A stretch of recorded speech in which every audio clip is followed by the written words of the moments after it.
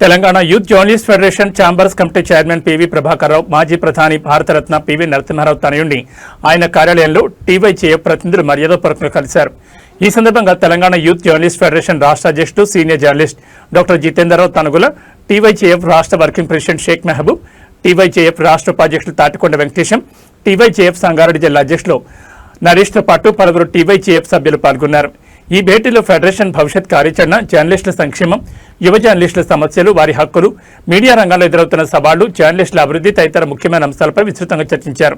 అలాగే Telangana youth journalist federation ను రాష్ట్ర వ్యాప్తంగా మరింత బలోపేతం చేయడం, జర్నలిస్టులను ఐక్యంగా ముందుకు తీసుకెళ్లడం, వారి సమస్యల పరిష్కారానికి కృషి చేయడం వంటి అంశాలపై చర్చలు జరిగాయి. ఈ సందర్భంగా పివి ప్రభాకర్రావు గారి విలువైన సూచనలు, మార్గదర్శకాలను పాటిస్తూ ఫెడరేషన్ భవిష్యత్ కార్యక్రమాలను సమర్థవంతంగా ముందుకు తీసుకెళ్తామని టీవైచేఎఫ్ ప్రతినిధులు హామీ ఇచ్చారు.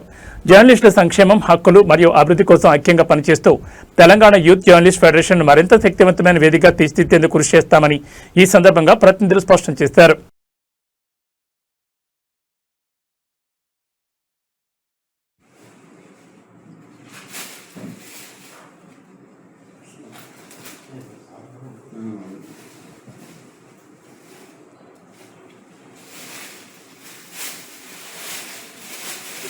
పట్టుకోండి పట్టుకోండి అందరి